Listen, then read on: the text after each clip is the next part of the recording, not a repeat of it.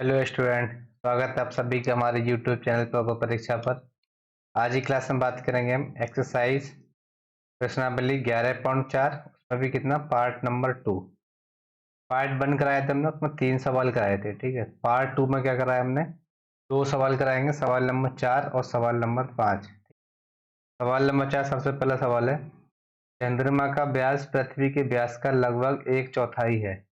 कितना है? चंद्रमा का जो व्यास है पृथ्वी के व्यास का लगभग एक चौथाई है। चंद्रमा का आयतन पृथ्वी के आयतन की कौन सी भिन्न है?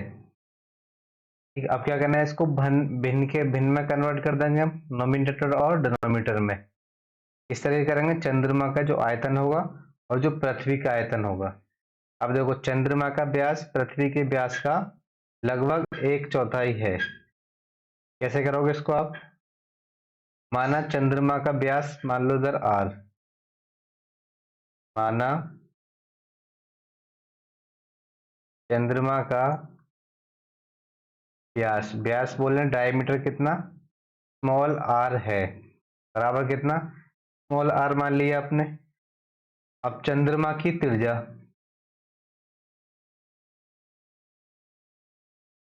चंद्रमा की त्रिज्या कितनी हो जाएगी? बराबर आर बटे दो। ठीक है, चंद्रमा की त्रिज्या कितनी होगी? आर बटे दो। अब पृथ्वी का व्यास कितना हो जाएगा? 4r। चंद्रमा का व्यास पृथ्वी के व्यास का लगभग एक चौथाई है। पृथ्वी का व्यास कितना होगा देखो, पृथ्वी का व्यास माने कितना 4r है। कितना माना इधर? पृथ्वी का व्यास कितना मान लिया? 4r है। अब इसकी त्रिज्या कितनी होगी? त्रिज्या ऑफ पृथ्वी की, तो 4r बटे दो। ये हमेशा डायमीटर की हाफ होती है त्रिज्या। 2 से 4 कटेंगे, कितनी बार कटेगी? 2 बार, तो कितनी होगी इधर? 2r। ठीक है, अब देखो मैंने क्या कर रहा हूँ, V1 चंद्रमा का वॉल्यूम से दिखाएंगे, V1 से। तो V1 सॉरी V1 मैंने डिनोट किसके लिए कर रहा हूँ, मैं चंद्रमा के वॉल्यूम के लिए। तो लिख भी देता है यहाँ पर देखो, चंद्रमा का वॉल्यूम, चंद्रमा का आयतन। ठीक है, अब चंद्रमा का आयतन निकालोगे, आप कैसे निकालोगे इधर? चंद्रमा का आयतन भी देखो, चंद्र आपने कभी देखो होगा, चंद्र और सूरज दोनों कैसे होते हैं? गोल होते हैं। उनका आयतन कितना होगा? 4/3 पाई आर क्यूब।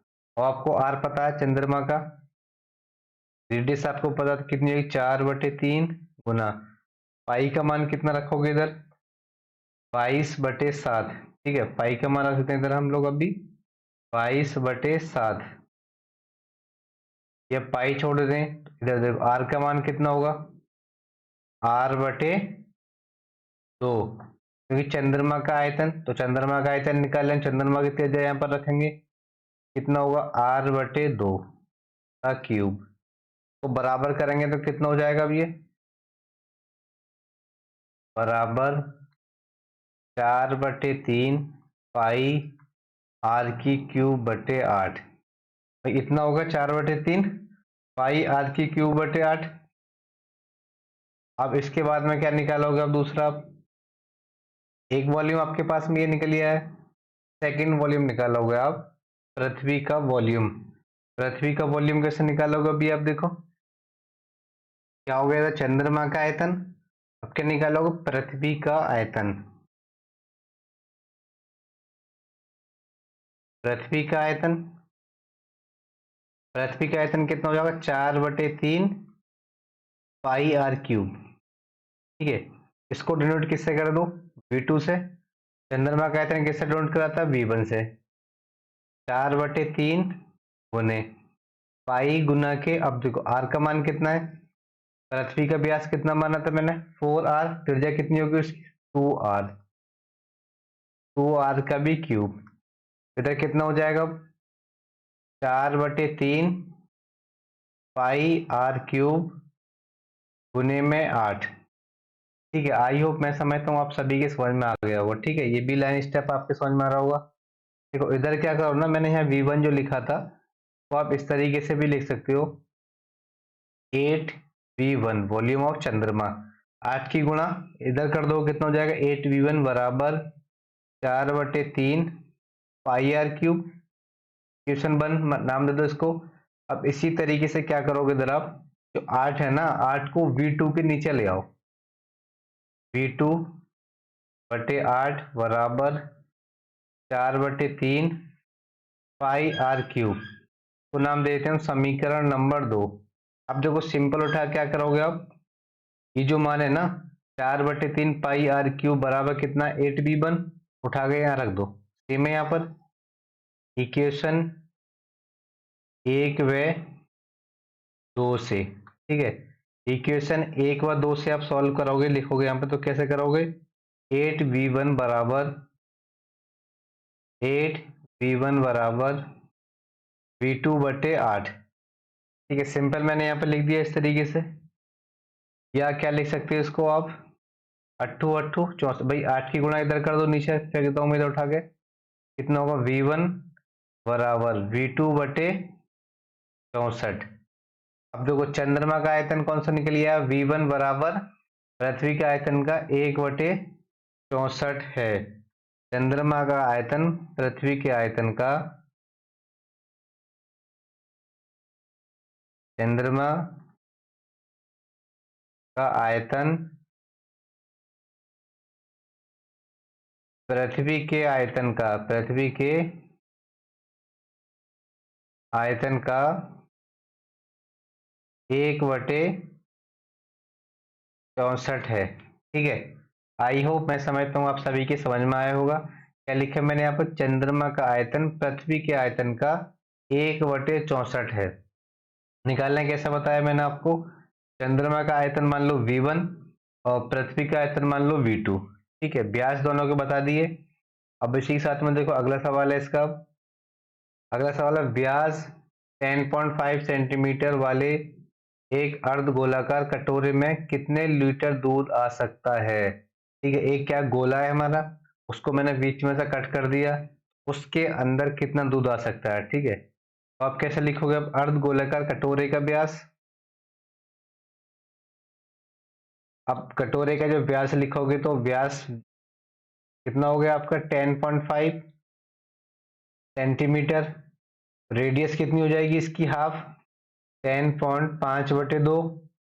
ओके, इधर रेडियस बराबर 2×5 = 10, 5.25 सेंटीमीटर। अब रेडियस कितनी होगी इसकी, इतनी 5.25 सेंटीमीटर। अर्ध गोलाकार कटोरे में कितने लीटर दूध आ सकता है। तो कटोरे का जो आयतन होता है अर्ध गोलाकार कितना होता है, 2/3 पाई आर क्यूब। कटोरे का आयतन, कटोरे का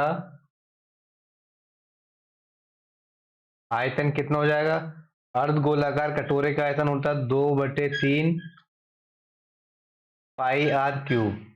ओके, कितना हो गया इधर, 2/3 गुने के पाई का मान कितना, 22/7 गुने के आर क्यूब, आर का मान कितना 5.25, तो 5.25 गुने के 5.25 गुने के 5.25।